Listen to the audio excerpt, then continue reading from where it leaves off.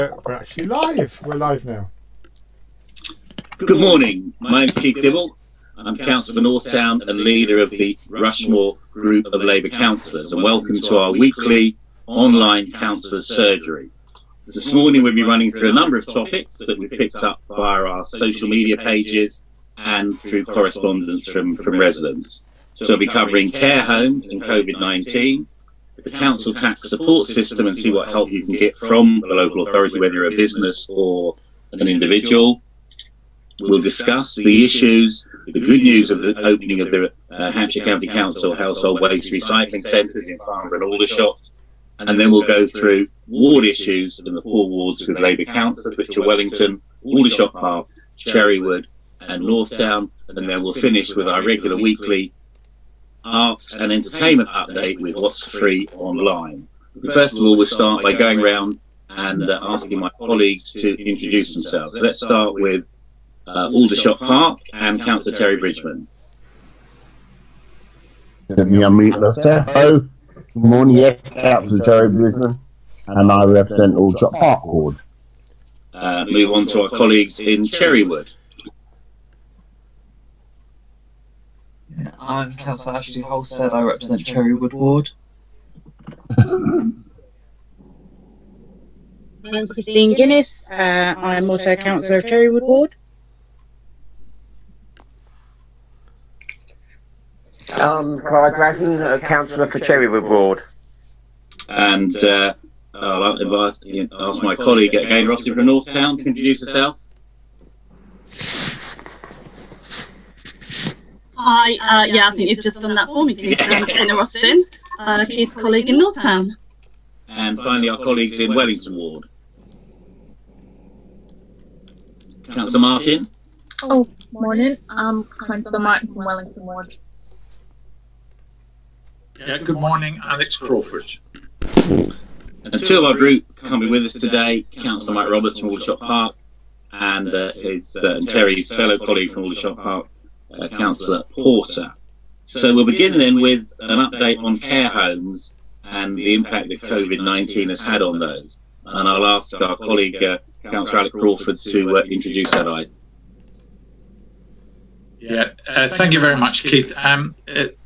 Over the past few weeks, my colleagues Sophie Porter and Mike Roberts and I have become increasingly concerned about the issue in local care homes, and I'm sure I've discussed this with other colleagues as well, and it does seem to be getting increasingly difficult in local care homes.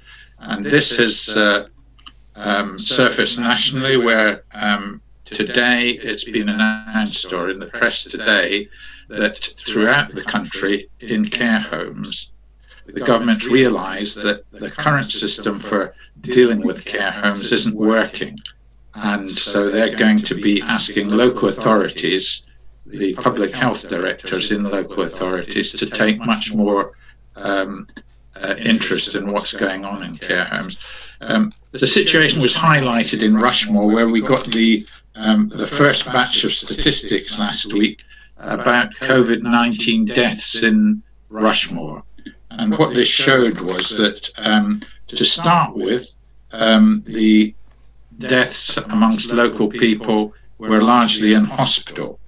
But in the latest week for which we have the statistics, which was up to the 17th, 24th of April, there were actually more deaths in local care homes than there were anywhere else, either in hospitals in the community. So this highlighted exactly what we've been saying. So Councillor Porter and Roberts and I have been regularly in contact with the director of Rushmore Borough Council, Karen Edwards, who's the person responsible for the local resilience forum contact with Hampshire, in order to impress upon her the need for more local action.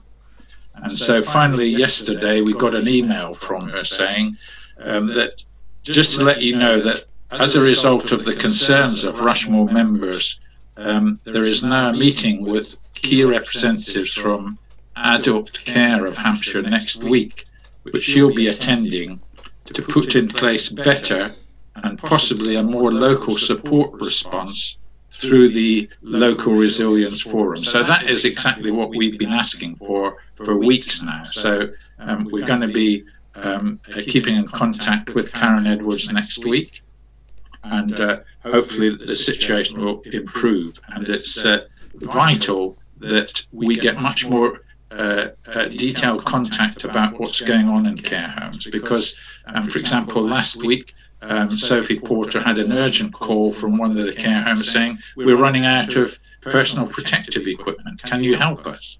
And so on. So we've had these urgent pleas for help, and it's no good that we must get to grips more with what's going on in care homes, because this is where the COVID-19 pandemic is spreading at the moment. So that's my report. I can take any questions about that from either people viewing or from colleagues.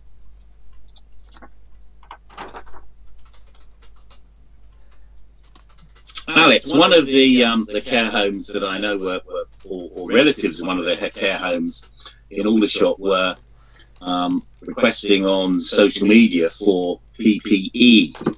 So what's the situation when you have quite an expensive private residence where residents or leaseholders are paying, some people say, a small fortune for care and accommodation?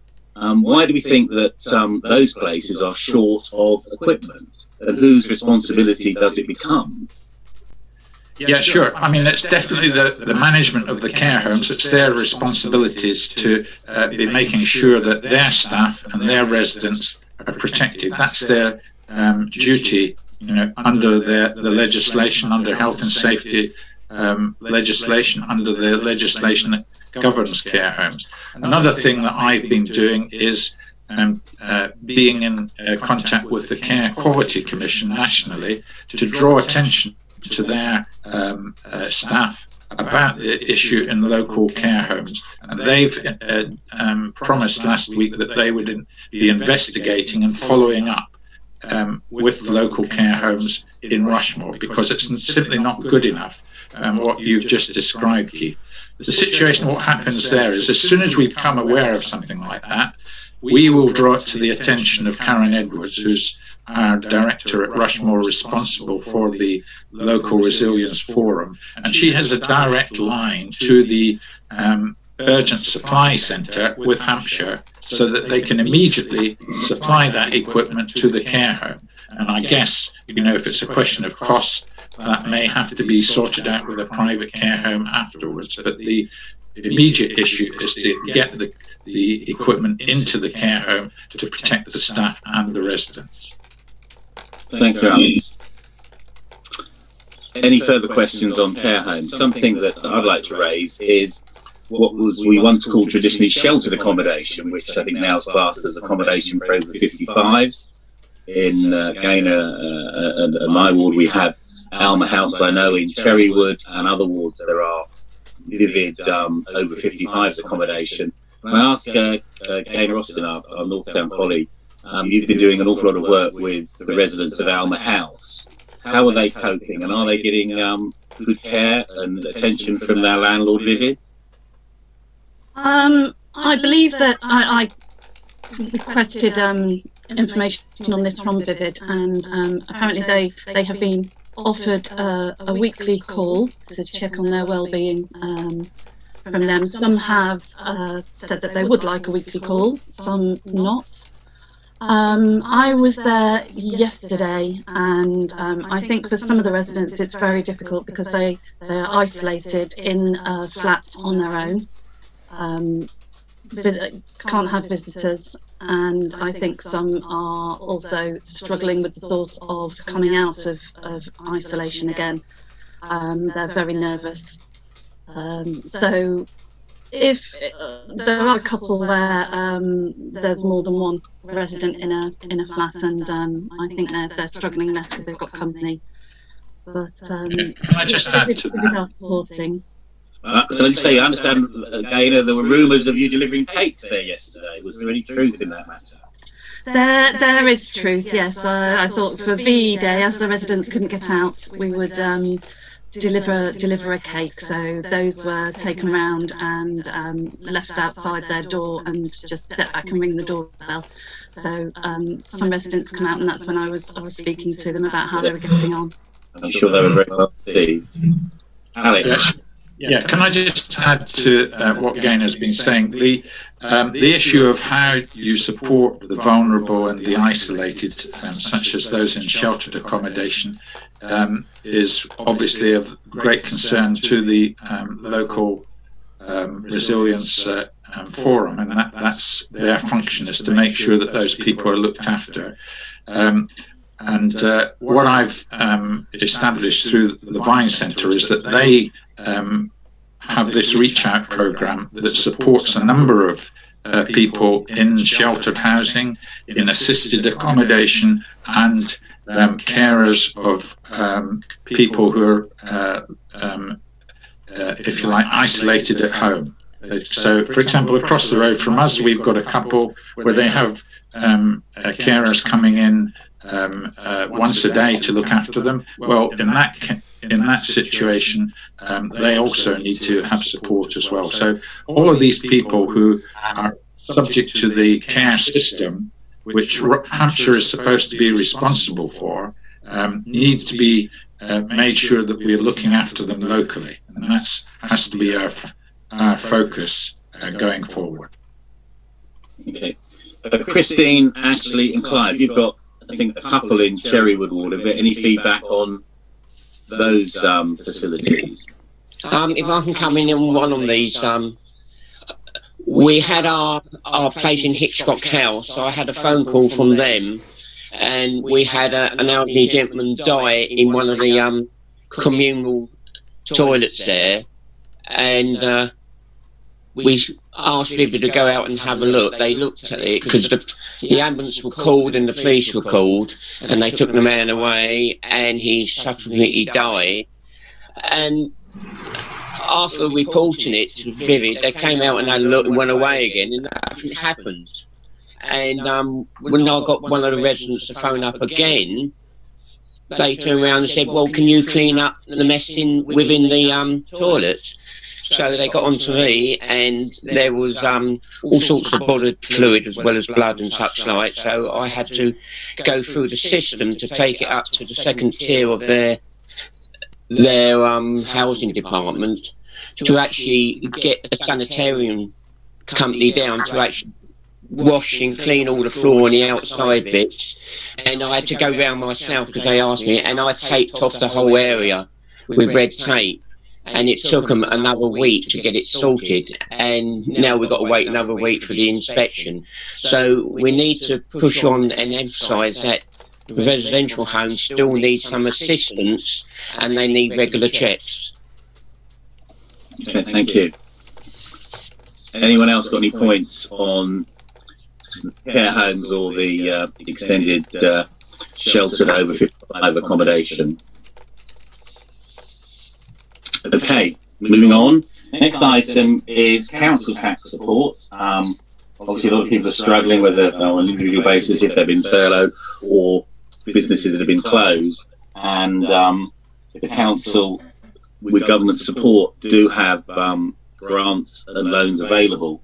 Has anyone had any experiences, or would like to give us an update on that process, or how to apply if anyone is feeling or have financial concerns?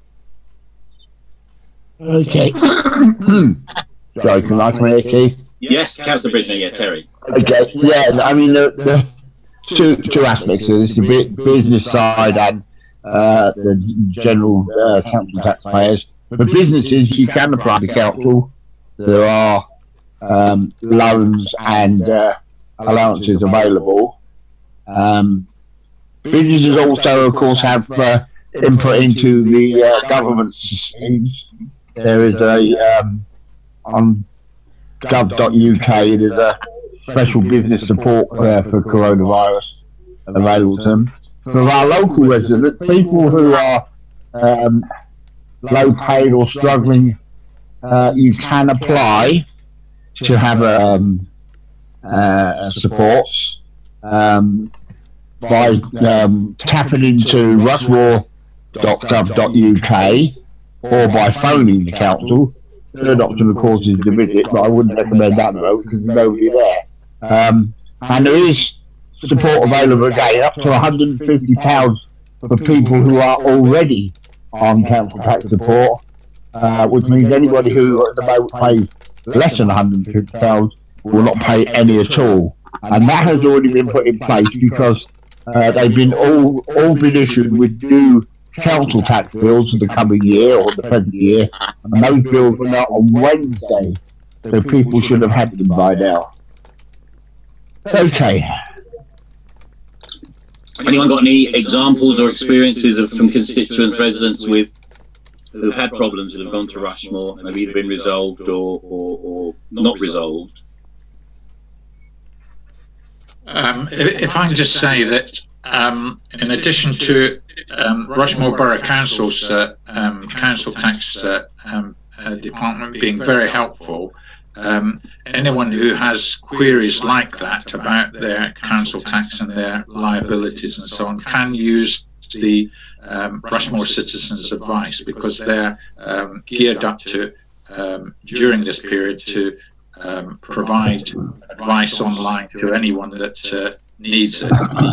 And I've provided to Hash, I've given him the list of the supporting contacts at the various support organisations, including Citizens Advice and the Aldershot response to coronavirus and so on.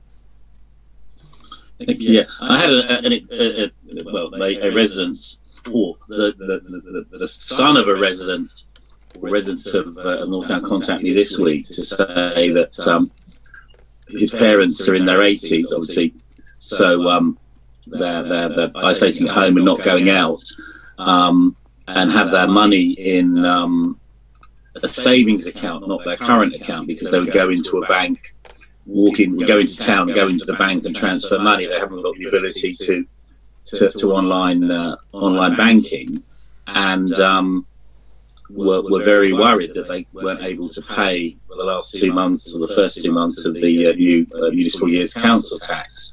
And they had tried many minutes waiting on the Rushmore tax line, council tax helpline. When they did get through, there was obviously a generation gap between his parents and the customer service or finance person they were speaking to, which led to the parents becoming quite emotional. But I'm pleased to say that the son contacted me, I contacted Ian Harrison, and within 45 minutes it was resolved.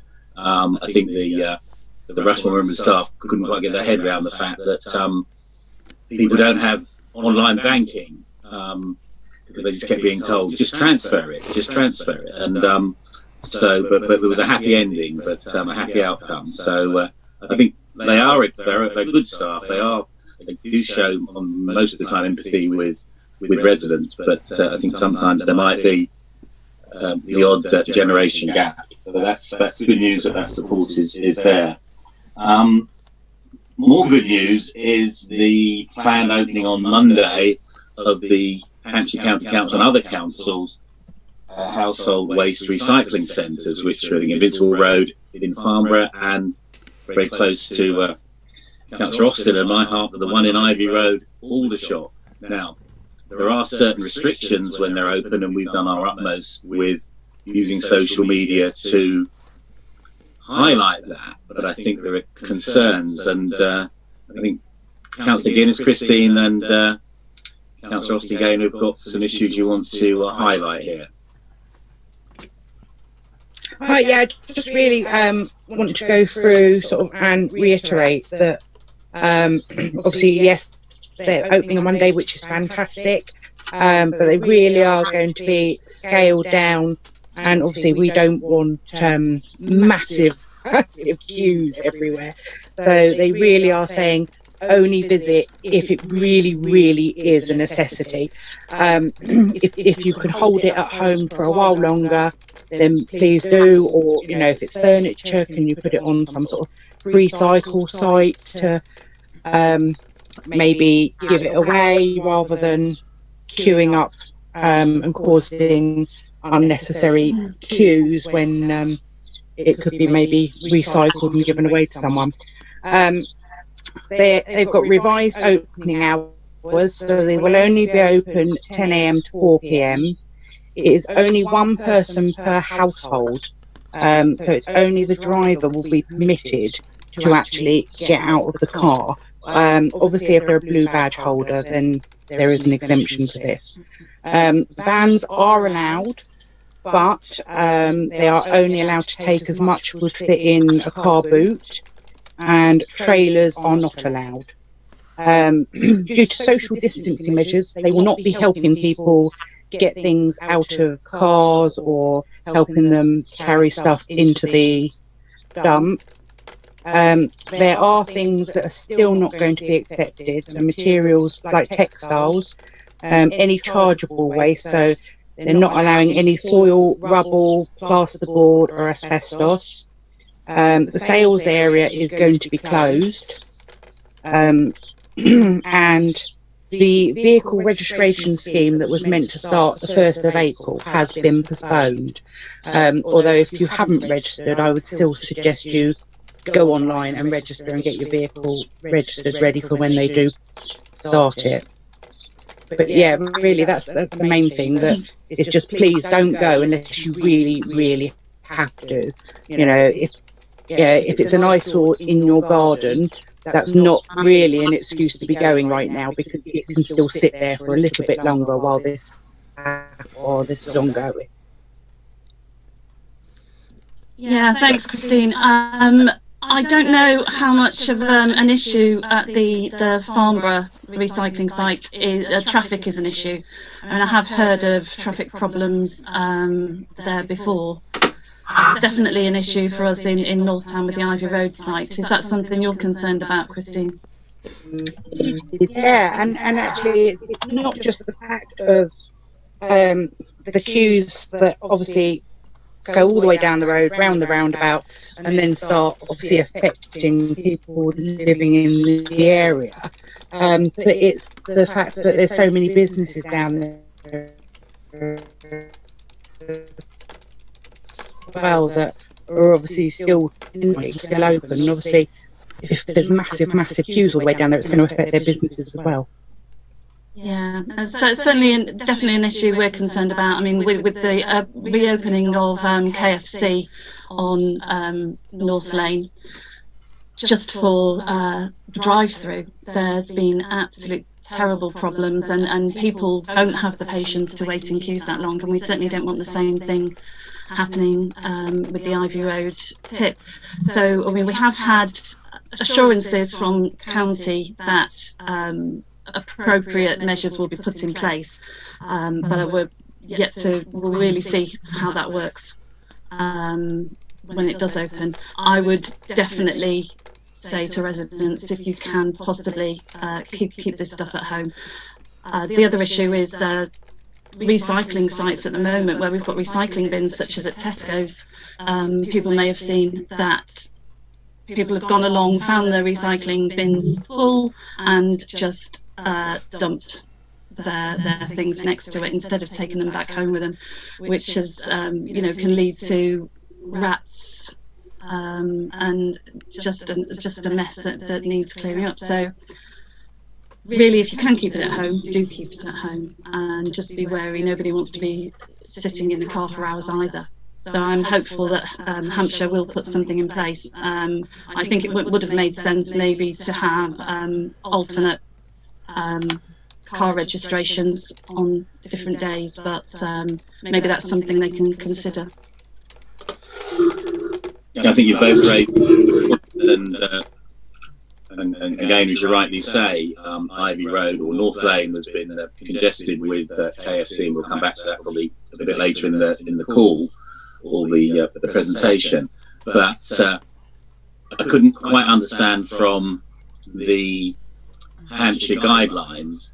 I mean, they say they're going to manage it on site, which of course is fine from the entrance, But as Gaynor, Councillor Austin was saying, if you think the entrance to the Ivy Road site, you've got conflict with the Range, which is a busy store, which seems to have an awful lot of essential shoppers at the moment, plus the various businesses, UK Mail and other places. So and the Bellevue Industrial Park, and those small businesses which are struggling at the moment won't welcome having to queue for 45 minutes to get to their place of work. So one hopes that Hampshire have a scheme that takes it from the main road to the entrance, and the same with Invincible Road. But we shall see. We shall see. As you both said, I wouldn't go on Monday, put it that way. But we'll wait and see, and we'll get customer feedback, I'm sure. Thank you both for that. Is anyone else got any points on the household waste recycling centres, or any comments on the Rushmore collection, which seems to have remarkably few complaints with that fortnightly collection and the reintroduction? Do you want to play the video, Keith? Yes, please. Yes, please. Do you want to do that now? If I'm just... But can we just take a point on... Before that, just to mention, it's just reminded me of they reintroduced the brown bin collections for garden waste this week. I don't know if anybody else had any problems, but we don't have a brown bin, but we did have the green bags that are normally collected, which we left out with the bins, and so did a couple of people on our road. And unfortunately, Rushmore just collected the brown bins, didn't collect the green bags, but we did get in contact with them, and they came back out. So if you're having the same problem, do get in touch with them. I must say that whenever anyone said that's been missed, like you highlighted again, or a bin's been missed, they've been really sharp in coming up collecting. I think that's credit to the workforce, and the poor old Serco workforce is quite pasting at times, but they seem to be charging around, running, doing an awful lot in their day's work. So Hash, you're going to show us the Hampshire video. That goes on, Keith. Can I just like to say a couple of things?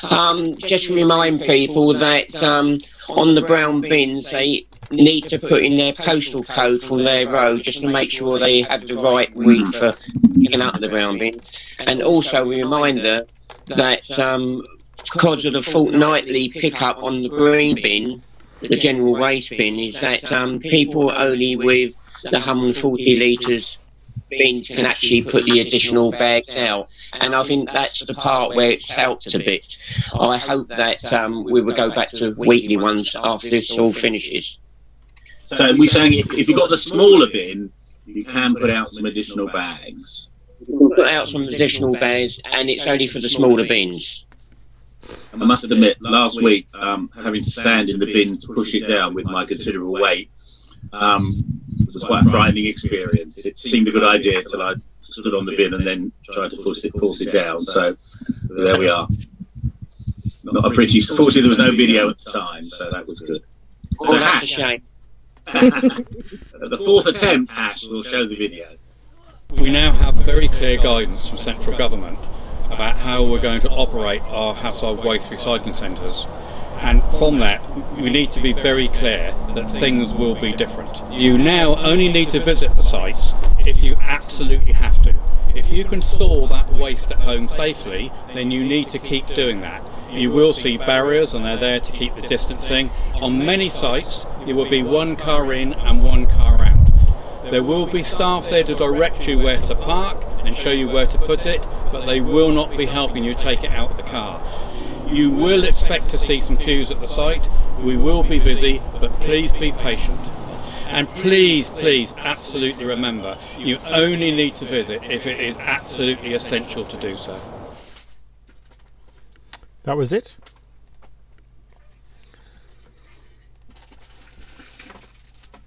That was it. It played.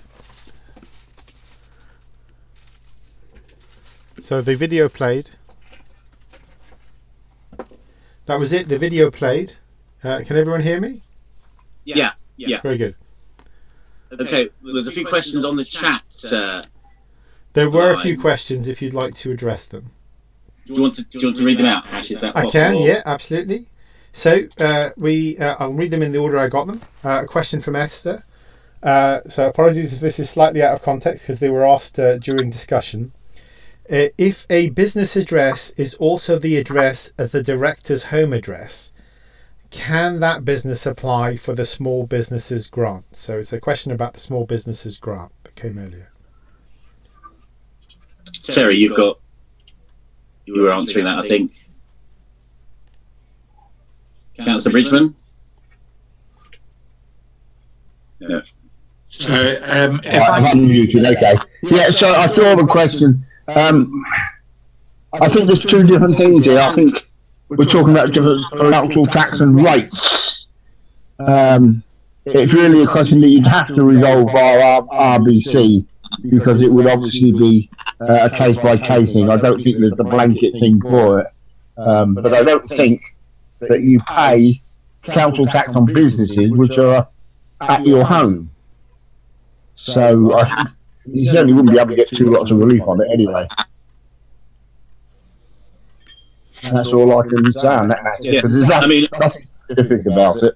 All small businesses should have were entitled to a £10,000 grant from the government. And I know one individual called me this week to say he had a dilemma because effectively he was winding down the business and didn't feel it was appropriate to take the grants. I said it was a matter between him and his conscience, but he was entitled to it. So for the grant should be available to all small businesses. But as regards to the business rate, I think you're right, Terry. Anyone else got any views on that?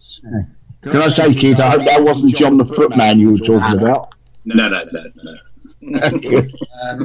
if I just say, I think the best advice to give to someone in that position is for him to make direct contact with the relevant officer at the Rushmore Borough Council, and if we could provide him with that contact information, I think that would be the most efficient way of dealing with his query. Yeah, I think actually if you leave us your email address, we will send you the right contact. So it's probably the best way. Great.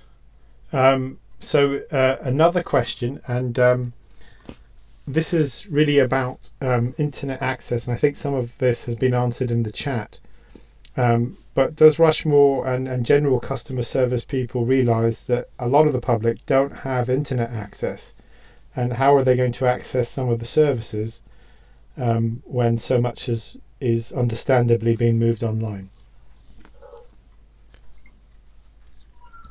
If I may, I mean, I'm well known for this being the question that I always ask at these council meetings on going digital. I'll say, what about the disadvantaged people who don't have access to the internet? What arrangements? And every time we get assurances from the council, yes, so we will make arrangements for them. We never hear what those arrangements are, but it is something that we have to keep pressing for, as we want to make sure that the whole community has access to all the council services.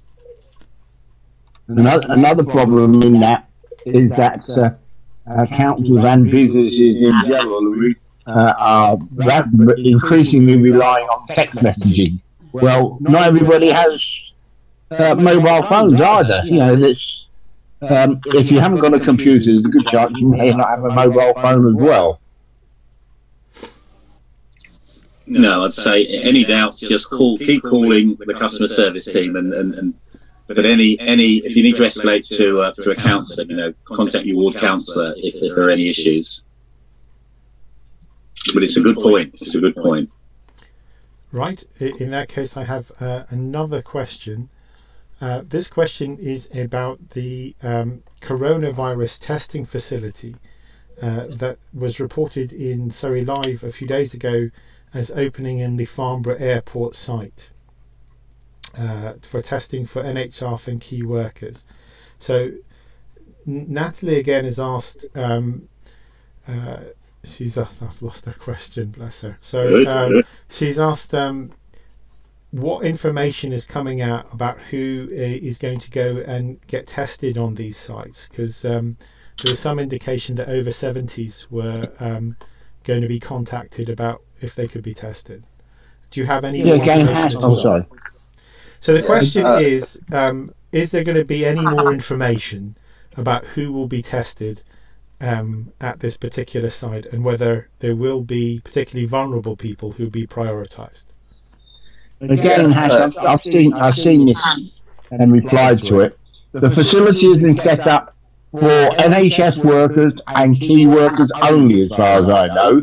It's not available to the general public. And as for over 70s, well, I'm an over 70, and I wouldn't be able to use it because we're supposed to be socially isolating. And we can't just get in cars and drive to a facility and say, can you test me, please? So it isn't available to over 70s generally, and it isn't available to the general public either, unless they've changed the rules. But the rules when they set it up were NHS and key workers only. Yeah, so at the moment, what I'm looking at is people that are eligible for a test have to apply online. So people who are over 65 with symptoms are eligible, but not necessarily at the Farnborough location. Yeah, exactly. So what I would recommend is applying online for a test, and you'll be giving an invitation, and that will give you the time, location, everything. But over 65s with symptoms are eligible to apply for a test. Yeah, if I can just add to that, I mean, the difficulty of this system, you apply for a test, is that I saw a report earlier this week that someone had applied for a test, and they got a response 6 or 7 days later saying yes, they could have a test. Well, 6 or 7 days later, they could have infected the whole world. I mean, so what I would recommend, and I think it's essential, is that people in that situation, they make contact with their GP and get their GP to give them the best advice they can in order to expedite things. Because if you just rely on the online system, who knows how long the delays are if there's hundreds of thousands of people applying all over the country. Yeah, so it's done by a priority system. Obviously, you can do it for your GP, but they are likely to recommend that you apply online. So if you don't have internet access, I'd recommend you ask someone who does to help you. Obviously, that's not the perfect system, but given what facility, obviously Rushmore can't just say you can apply this way and that way. So if you're able to help people apply online, I'd recommend that you offer your help to apply. Yeah, good. The other thing I would say is that I've been pressing the director responsible at Rushmore to get information out to the public about this, because, so for example, we did hear there's going to be a testing station at Farnborough Airport, but our local doctor's surgery in Lower and Farnham Road, they've just closed access to our allotments, the back entrance, on the basis that they're going to be offering testing out the back door of their surgery. But who's going to know about that? And, it needs some sort of coordinated approach by the council, by the local resilience forum, to let people know what the procedures are. And otherwise it's all a bit hit and miss. Other people are saying, oh, you've got to go to the Farnham Hospital to get tested. Well, who's deciding that? We need public information to be going out about these testing regimes. Right. Unless anyone's got more on that, I think if it's possible. It's just that the RVS has taken over that role at this moment in time, and on an average there's been between 5 and 8 people going into that testing centre, and that would agree with Alec, the information isn't getting out to the right places because they've got people standing directing traffic and such like, and they're only having 5 people on average a day going out to them. Obviously the information isn't getting there. Thanks. Right, so that's one to follow up, I guess, and to press for clearer information to the public on what's happening with testing regimes. I have a question of a different tack, slightly about the celebrations or clapping and fireworks that are being set off at 8 p.m. on Thursday. So is there going to be any guidance from the council, from Rushmore, on perhaps encouraging people not to let off so many fireworks on Thursdays? It's a very sensitive point, isn't it? Fireworks, 50% believe they're very welcome, and 50%, if you're a pet owner or just put your young children to bed, are less enthusiastic. I mean, on the Rushmore web pages, there are the national guidelines and rules for fireworks, and I think we should post them on our Hereford pages again today. I don't think there's a black and white binary yes or no on this. I think it's there seem to be less fireworks in Aldershot this week than the previous week. There seem to be more people out clapping and banging such things. So I think the personal view is if they just happen within the 8 to 5:8 time period, the odd firework is okay. I think if they go on after that, that is pretty antisocial behaviour. But there is a very easy to use online reporting system if you believe that anyone has broken the coronavirus rules on the Hampshire Police website. Yesterday, for example, when I walked our dog for an hour's exercise last night, there were lots of street parties and people, by and large, respecting the social distancing and having a merry old time. And the hour's walk, I probably got invited into 5 front gardens to have a drink, and I declined them all. But when I got home, I guess like other colleagues on the call, there were people complaining of parties that have been going on from 2:30 to midnight. It's a very difficult thing to police, and it's a very difficult thing to I think advise people on. But all I would say is that if anyone has a query, is to just contact the police. They've got the neighbourhood beat teams are doing patrols every day of the potential hotspots. So I think just report it. If someone's concerned, they should report it. I don't know if anyone else has got any thoughts or experiences they can share. Just to say that the only noise we have up in our area is myself banging tin drum and Jennifer blowing her whistle and people clapping. We don't have the fireworks, so perhaps we would like some up here, but we're not getting them. So you're the noisy one. I have a question. Am I allowed to speak? Sure. Could you introduce yourself, please? I'm Natalia. Basil's my dog's name. Hang on, let me put it on video. Hang on. Oh, I don't know how. Sorry, I don't know how to put it on video. Yeah, the fireworks went off last night for VE celebrations, which I thought was quite inappropriate. But as well, but we're having them every Thursday, 8 o'clock, and it's daylight. It's daylight, so I don't see the point. If you can't see them, then and they are causing a lot of unnecessary suffering, pain, and stress to pets as well as wildlife, and it's not necessary. To have it every week, and there are obviously people that think my complaint is completely invalidated and not necessary, but they're not in my shoes, and they're not in a lot of other people's shoes that have to cope with the dog that's fearful or someone that's got PTSD. It's not just the war veterans that were in the war, it's all the wars that have happened since.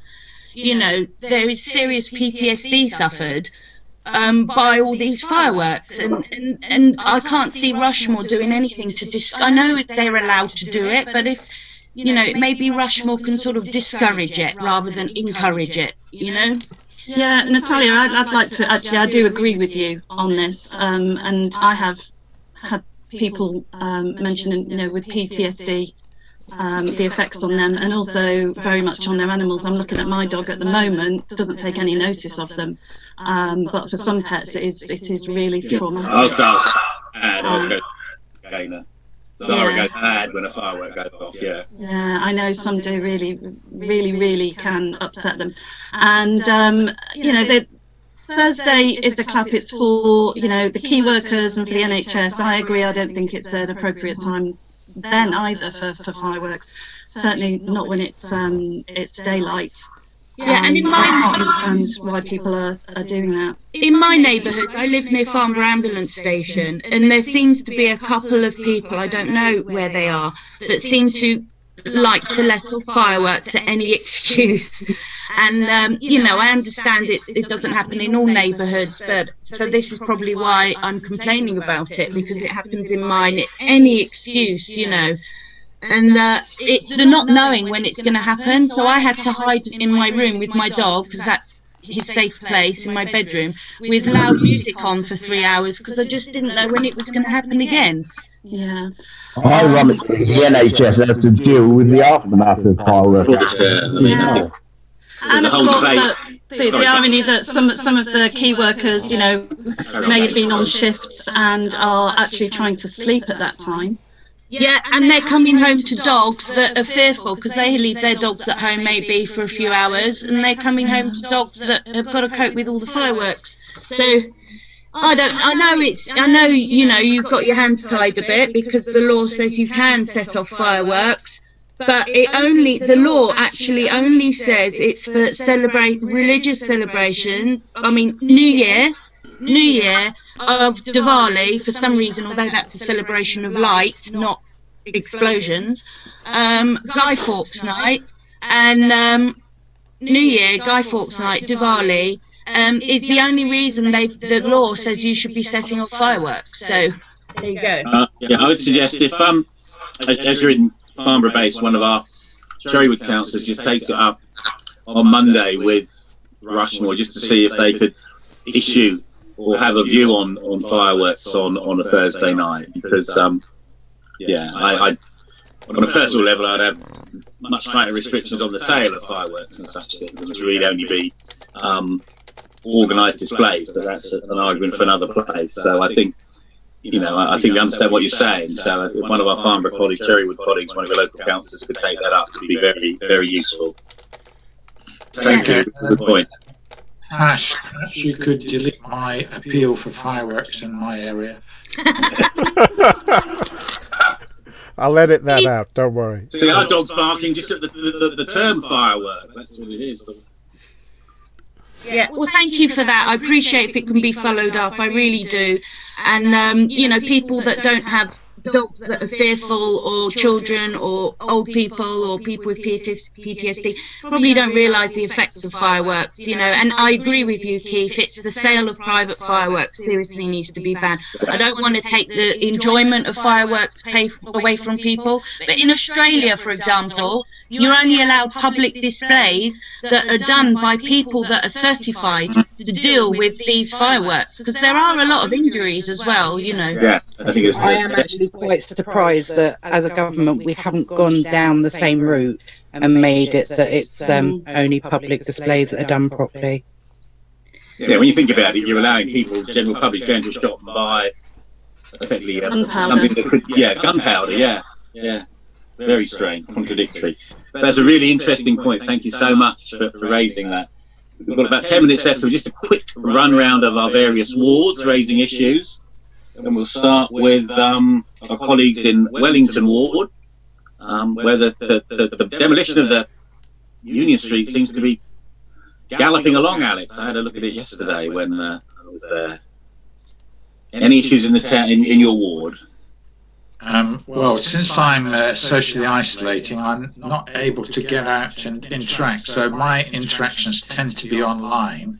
And what I've found is that, for example, in the Wellesley area, they have a Facebook group up there, and they're limiting news to positive news. They don't want any negative news, which is, you know, so we have to try and respect that. So I'm giving them the positive news about how much the Vine Centre is helping people, for example, and that kind of thing. But so that shows people are a bit depressed. They don't want any more negative news, and somehow we have to get over this fact that we're going through this time when people are feeling that kind of way.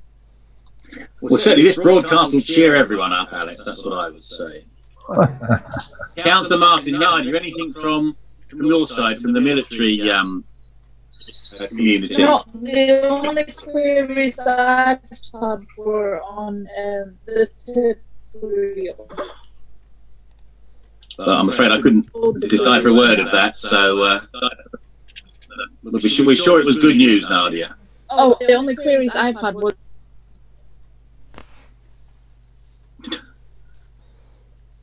Anyway, we've lost you, Nadia. Terry from Aldershot Park. What are the issues there? No, we'll move on. Cherrywood. An update there? Sorry? Oh, Terry. Aldershot Farnborough. Yeah, Aldershot Park issues, please. Sorry? Any issues from Aldershot Park? Yeah, I was following your agenda here. I have two problems, I think, as I said, for everybody, is bonfires has been a big problem. This, of course, is a spin-off because of the closure of the recycling facility, so people are being obliged to burn stuff in their back gardens. Problem is, it's not illegal to have a bonfire, although there are certain time restrictions on it, and things about how close they are to people's properties, but yeah, it's a sign of the times, and hopefully that will go away, although now, of course, we're coming into the summer period where bonfires seem to spring up all over the place. The other one, I'm sure you all have the same problem, is antisocial behaviour. In our case, particularly groups of youth joining together, playing football, causing mayhem, and they're not all from the same family. I don't know anybody in my ward who's got 5 13-year-old children. So this is obviously people just breaking the rules. There we go. Thank you, Terry. Cherrywood. What are the local issues there? Yeah, I mean, it's not so much an issue, but as someone from a military family, the displays all across Cherrywood with all their flags and homemade bunting has been really spectacular to see, and I just wanted to give a special shout out to a resident in Totland who has pretty much decorated the entire balcony there, and it's really beautiful to walk past. Good. Christina. The issues we've obviously got is fly tipping, which is still a problem, but hopefully it'll be eased a little bit when the recycling centres open on Monday, as long as they don't all dash down there at the same time. And the other thing is speeding, because there is less traffic on the roads at the moment. We are seeing an increase in speed, especially down the Farnborough Road at the moment, because they get to the traffic lights by Prospect and sit there revving their engines, and then when the lights go green, zooming down the rest of the 325. So I shall be making contact with the police this weekend to see if there's something perhaps we can look at, whether we can have some traffic management put there for a while or something, some sort of new warnings or some speed watch done down there. Thank you. Clive, anything to add? Nothing more than what my other two colleagues said, and emphasise from what Terry has said. There's 1 or 2 extra bonfires going out recently, and some more antisocial behaviour, and to make sure that they don't all rush down to the recycling depots on Monday, because I might need to take some stuff down myself. Right, moving on to Northtown, Gaynor. Yeah, so you may have some other issues, Keith, but I think the things that we've talked about, which are issues, which are obviously the traffic at KFC, with the North Lane, North Close junction, which living close to there, I can tell you, really, despite what they've supposedly put in place, it really is not working, and it is quite dangerous. And noisy. We're back to the horn beeping all the time. The opening of the tip, hoping that won't be the same. On the positive side, again, it was really great to see a lot of the little sort of street parties, social distanced street parties yesterday. I think there's a great community spirit here. I think we still need to remember that we do need to be social distancing and still taking a lot of precautions and being safe. But I hope we keep that community spirit going after lockdown ends. And also just to mention the post office community group that we are hoping to set up. So keeping our Northtown, or keeping post office services in Northtown is a big priority. And we would like anybody who may be interested in joining the group looking at the community post office bid to email me at gaynor.austin@rushmore.gov.uk. And we'll probably have a virtual meeting soon to discuss that. So let's use some of that community spirit to take action, work together, and keep our post office services local. That's an excellent point. And we've got an opportunity here, as you said in your excellent post, of Postman Pat on our here for Northtown. An opportunity for the community to take ownership of the post office, and with the support of Rushmore, with the support of Vivian Homes, with the support of the Plunkett Foundation, we're looking to make a bid to take over the running of the post office. I mean, that could be in competition with other commercial companies, but I think we've got a good chance. And KFC, we met with them on Thursday. They came back with a traffic management plan. And our observations this weekend would suggest that it might read well, but it doesn't deliver an outcome. And Gaynor and myself are consolidating all the responses we've had back from residents, and then we'll forward those on to the KFC. So thank you for that, colleagues. Ask a question about Northtown, which was, I was a bit surprised to see that Rushmore Borough Council issued 3 lists of essential shopping, one for Farnborough, one for Aldershot, and one for North Camp.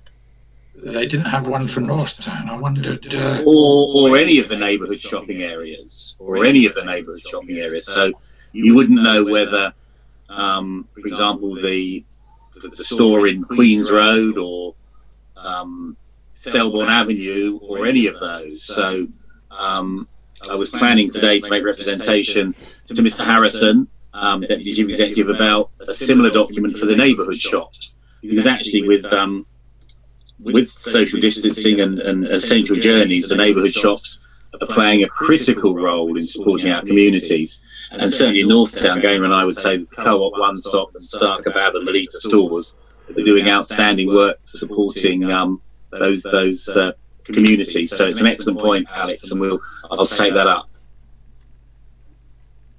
Good, thank you very much indeed.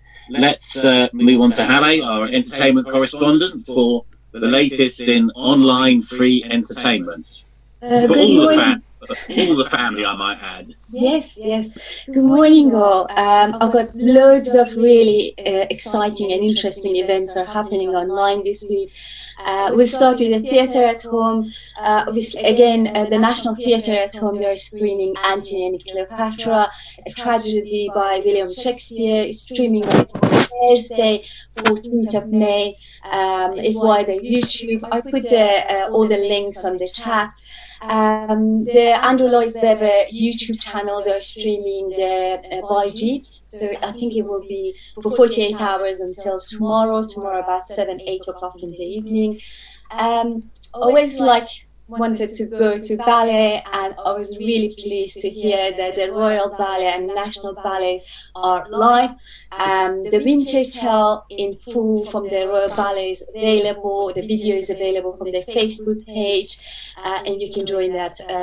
Just the warning is 2 hours long, but it was fantastic. I watched it last night, so definitely a show not to be missed.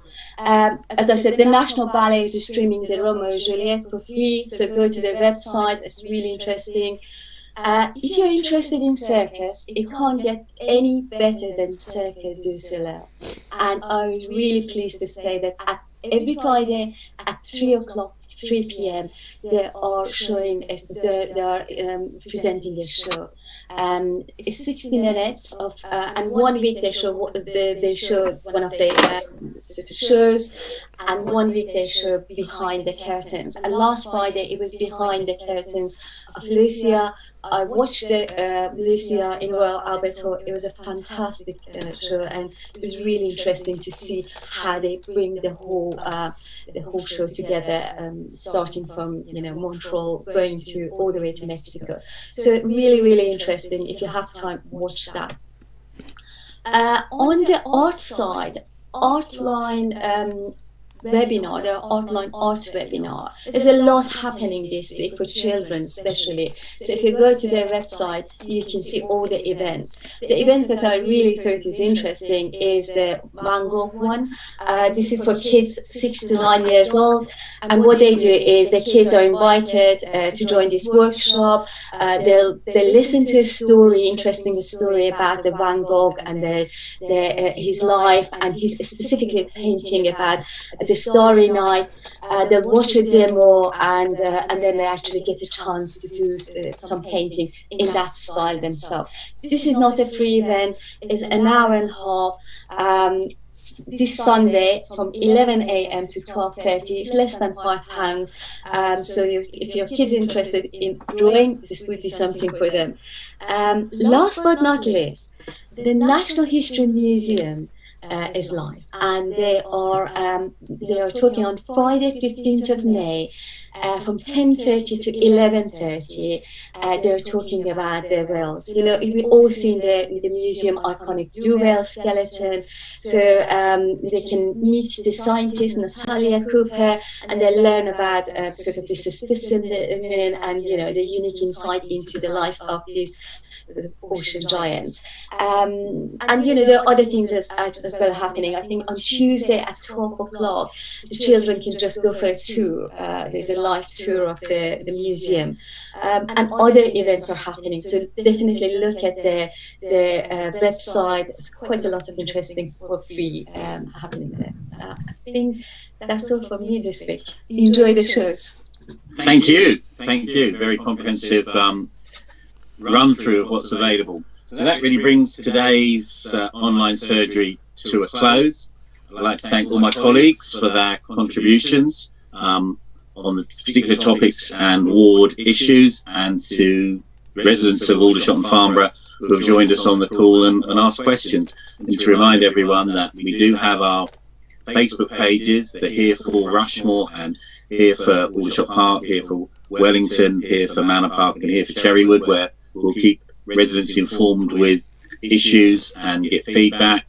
And if you have any issues or any concerns, please contact your ward councillors on an individual basis.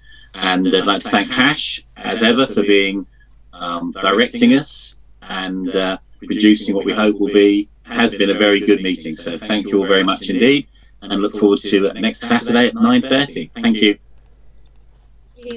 Thank you. Bye-bye, everyone. Bye-bye.